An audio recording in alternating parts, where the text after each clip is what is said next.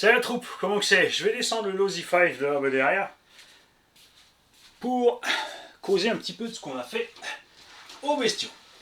Alors, je sais d'abord, on lui a fait du mal puisqu'on a utilisé un combo absolument démentiel, à savoir, toi tu vois là, donc le Mad Max 20. Combo complètement démentiel puisque on y a ajouté un moteur 58-113 870 kV qui prend 12S. Alors on aurait pu prendre un moteur 70 par 120 et c'est pas parce qu'il est plus gros que ça marche mieux. C'est pas pareil du tout. Ce vario, contrairement au B-Wing, fait 400 ampères continu de 300 et il ne surprotège pas la mécanique puisque les derniers varios B-Wing ont été faits de façon à ce que dès qu'il y a une surcharge, vraiment, enfin même si tu demandes beaucoup, si le véhicule force, l'ampérage monte vraiment mollo. Ce vario-là, par contre, lui n'a aucun problème à tout arracher sur place. On a donc mis une petite couronne, un gros pignon. On avait là-dedans du 21-54 avec près de 900 kV en 12S. On avait un tout petit mini cogging si je voulais partir en mode crawler. Quand je claquais le truc, il faisait patiner les 4 fers. Et à 120, parce que c'est un engin tout-terrain et que je vais garder une config tout-terrain, décollage. Impossible de dépasser le 120 sans toucher au réglage, ça j'ai pas envie. J'aurais pu régler piste, descendre la machine, brider les suspensions, tralali lala, et c'est vrai que mettre ta VIX 160 c'était pas problème, voire friser les 200 avec un bébé comme ça, mais si les pneus tiennent, etc. Moi je voulais juste rester dans le TT. C'était juste pour voir un petit peu ce qu'il peut faire ce vario.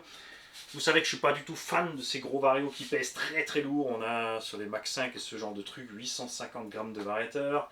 Les moteurs de 70 c'est des moteurs de 2 kg 200, donc on a 3 kg. Et ensuite tu ajoutes encore tes batteries.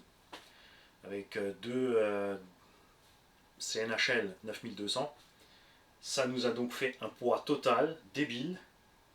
Enfin, pour ceux qui mettent le moteur 70-120 et le vario. Donc de 3,5 kg à 4 kg d'électronique. Même 5. Il y a 5 kg d'entraînement à bord du véhicule. Donc on est vraiment sur le poids d'un G32 plus le superpo Samba et le gros réservoir et tout le tralala. Ça ne m'intéresse pas, l'engin est déjà assez lourd. Mais il fallait tester.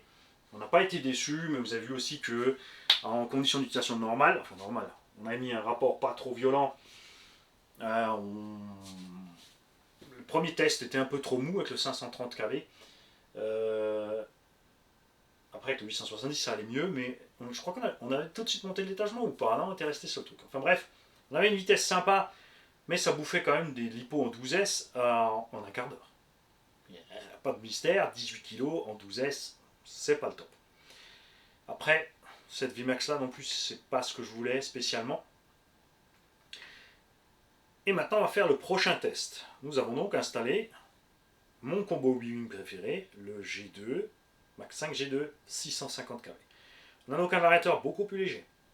Le moteur fait sensiblement le même poids.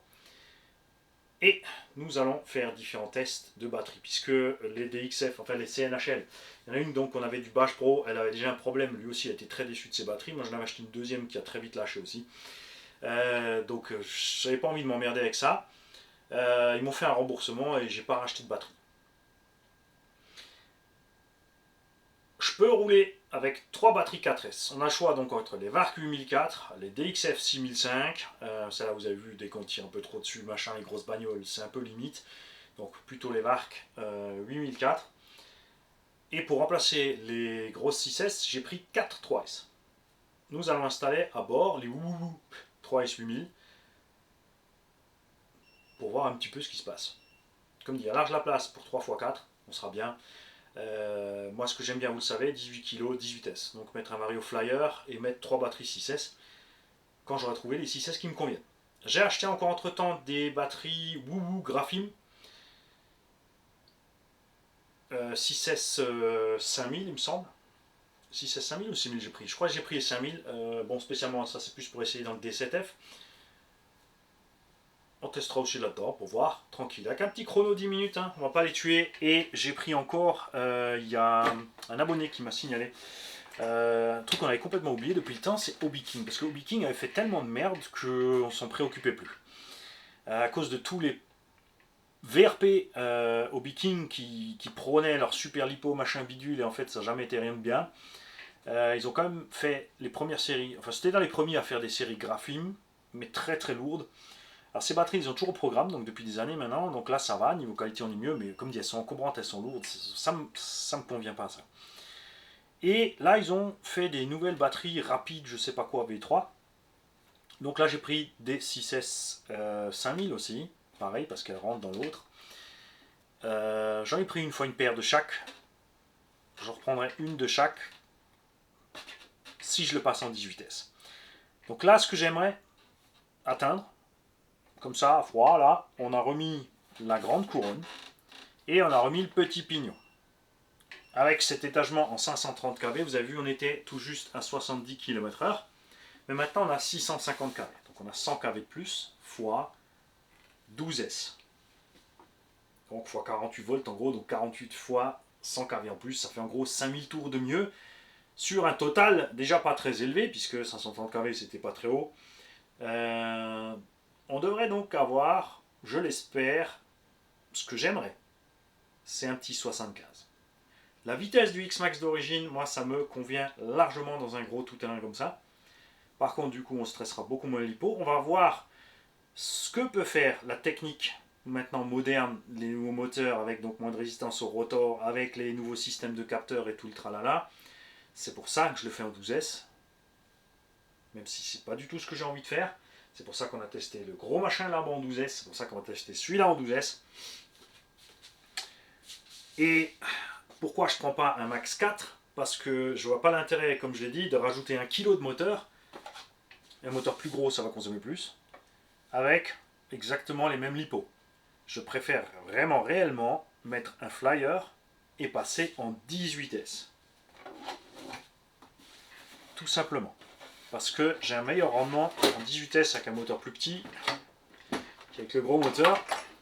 Et qu'on stresse encore moins les lipos. Même si c'est pour aller pas plus vite. Beaucoup, c'est sûr, préfèrent rester 12. Parce que maintenant, c'est très facile à avoir. Au début, quand je faisais des 12S, c'est un fou, c'est un malade, c'est n'importe quoi, gna gna gna gna, parce qu'on trouvait que des varios vitesse. Enfin, d'abord, on trouvait même pas de vitesse, donc déjà plus de 6S, c'était un mongol. Ensuite, ils ont sorti les 8, c'est les gars qui faisaient des 12S, les mongols. Et maintenant, ils font des compétitions en 12S. C'est qui les mongols maintenant? Ah, c'est toujours moi. Parce que 16, 18, 36 S. Bon, bref, calme-toi, Maï. Et j'ai fait simple pour la station du Vario. L'autre là-bas, il est méga lourd, méga gros. Donc, j'avais mis un peu plus en avant ici. Pour tirer un peu plus en avant. Du coup, il était un tout petit peu trop lourd du nez quand même. Sur les sauts, vous avez vu qu'il piquait quand même pas mal. On pouvait rectifier, mais c'est les pneus qui souffraient des gros coups de gaz pour rectifier le tir. Celui-là, il est plus léger, donc on l'a reculé un petit peu.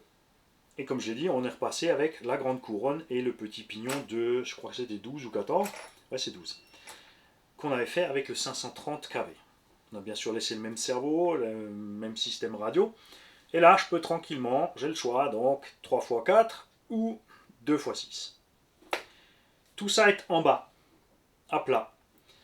Il n'y a rien qui traîne, parce que les câbles ils vont là, ils seront velcrotés avec, ça va par là, tout le reste est fixé par ici. Et je n'ai pas besoin d'enlever la carrosserie pour changer mes lipos. Ça, c'est un autre argument des thermistes. Ouais, nous, on fait juste le plein par la fenêtre. Vous, chaque fois, il faut tout démonter, puisque je rappelle que cette carreau, à la base, est vissée sur les côtés caisses. D'accord? Et que c'est très bien de le faire, parce qu'on y gagne un petit peu en rigidité, même si les gars, même en thermique complète, ils font pas trop.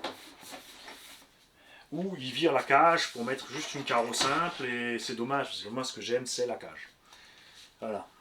Donc, depuis le début, moi, je me suis fait une petite fenêtre ici, et je peux tranquillement changer mes lipos par là. En moins de 2, j'enlève mes velcro, je lisse ma lipo, j'enlève velcro, je mets la deuxième, j'enlève velcro. Ça va bien, on est tranquille. Du coup, on a pu assouplir un peu les suspects, puisqu'on est moins lourd sur le Vario, et là en 12, ben, on sera pas trop lourd non plus. Enfin, sur les boubous, on a quand même 2 kg de boubous avec. C'est vrai qu'avec le 18S, je suis 1,8 kg avec les boubous, ça va. 250 grammes de moins. 200 grammes de moins à peine en 3x6 que en 12S avec suffisamment de capacité pour correspondre au temps de run du 18S. Là, il n'y a pas de mystère aussi. Hein. C'est du gros bébé thermique à la base. Et il a toujours l'avantage du gros bébé thermique, c'est-à-dire autonomie. Parce que même en 18S, machin bidule, tout ce que tu veux, on fait quoi 15-20 minutes. Bon, on n'avait pas la technique qu'on a maintenant avec les brushless, et on n'avait pas les techniques qu'on a maintenant avec les lipos. En thermique, avec un 32 cc d'origine, enfin une petite prépa, tu fais une vingtaine de minutes. Évidemment, si tu gonfles les performances pour vraiment tartiner, plus gros pignon et tout ce que tu veux, il n'y a plus 20 minutes. Ça, c'est l'autre truc qu'il ne faut pas oublier. C'est sûr qu'en électro, quand on est à 100 à l'heure, on a des perfs loin du thermique, puisqu'on accélère beaucoup plus fort que le thermique. Et on a une Vmax supérieure au thermique. Et même s'il arrive à la même Vmax, le temps qu'il y arrive, t'es parti depuis longtemps. Autre avantage du thermique, tu peux enchaîner les pleins facilement. En électro, tu peux aussi, mais si tu as fait un setup correct, point de vue DS, moteur, pignon, tout ça. Sinon, eh ben, tu surchauffes. Bon, thermique, tu peux aussi te surchauffer. Mais quand même, ça va bien, la ventilation. Hein? Donc mon but, je rappelle, un petit 75 et en 8000 mAh, un petit quart d'heure. D'accord, avec ce gros bébé. Pour pas vraiment, comme dit, j'ai pas envie de tirer trop sur les lipos, je préfère m'arrêter avant. D'ailleurs, c'est ça que j'ai oublié de faire, vous allez m'y faire penser. Hein. Monter les coupures. Vous avez vu que le Mario Max 5, là, j'étais en coupure médium, il me semble, qu'il coupait assez tard dans le Baja. Après, c'est peut-être parce que j'avais pas assez de charge. Et bon, on verra ça. Quand je dis pas assez de charge, je veux dire d'effort sur la motricité. Parce que là, évidemment, en point de vue effort sur motricité et chute de voltage des batteries, c'est une toute autre histoire. Le Baja fait tout juste 10 kg. Enfin, on était 10 kg 500 en 12S avec l'autre combo. Là, on est un peu sous les 10 kg. Là, on a... Il me semble qu'on avait 18 kg. On va le repeser, t'as raison.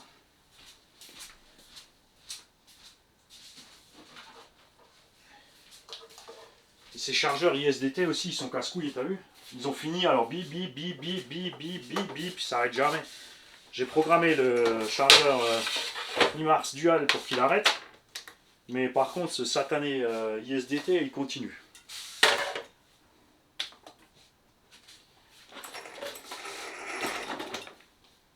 En fait, c'est chaque fois que je la mets là, la balance, parce que là-bas, elle marche très bien. Hop.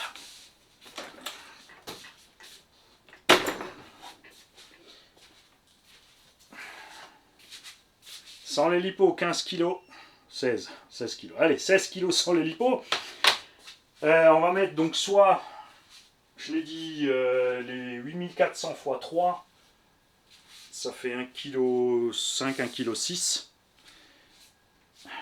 Donc 17 kg et des brouettes, et avec les wougous, bah, 2 kg. Donc 18 kg. Il n'y a rien à faire. T'arrives pas à passer outre, c'est à côté poids. 18 kg le bestiau. Là, vous voyez combien je vous aime quand même de faire tous ces tests avec des Vario 12S et machin bidule. Alors que moi, je préfère de loin le 18S. Mais j'en reviens donc au truc, c'est que 12S, c'est facile. Puisque c'est des Vario tout prêts, avec anti-spark, programmable, confortable, sûr. Les gens ont confiance. Hobbying a prouvé qu'on pouvait leur faire confiance.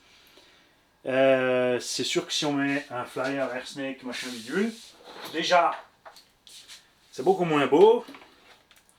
C'est pas prévu pour être fixé, ceux-là oui. Faut mettre l'anti-spark soi-même. Et on va pas se mentir, on n'a pas du tout le même confort de démarrage avec les flyers Airsnake que même un Hobbying Max 5 tout simple.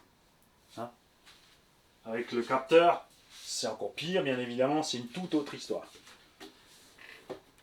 Et alors, là, je vais étranger ça. J'emmènerai la carte de proc sur le terrain. Hop. À ce sujet aussi, un petit update de la part de Obeaming. Ils ont sorti une carte G2. Apparemment, donc sur cette carte LCD, puisque là, ceux-là, je les ai programmés avec ma petite carte à LED rouge, pas la carte LCD bleue.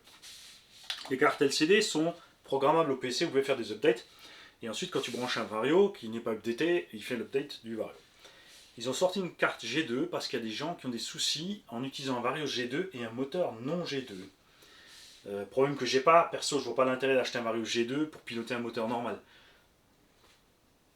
Tu payes plus pour le capteur et après tu roules pas le capteur, ça sert à rien.